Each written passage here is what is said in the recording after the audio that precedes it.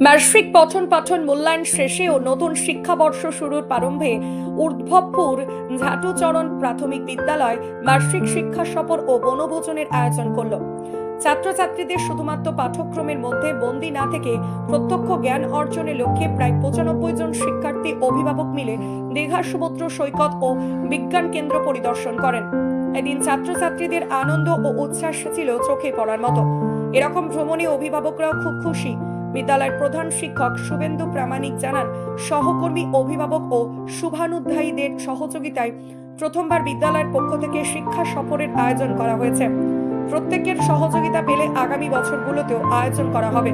বিশেষভাবে কৃতজ্ঞতা জানায় আমার সকল অভিভাবক, অভিভাবিকা ও সহকর্মীদের।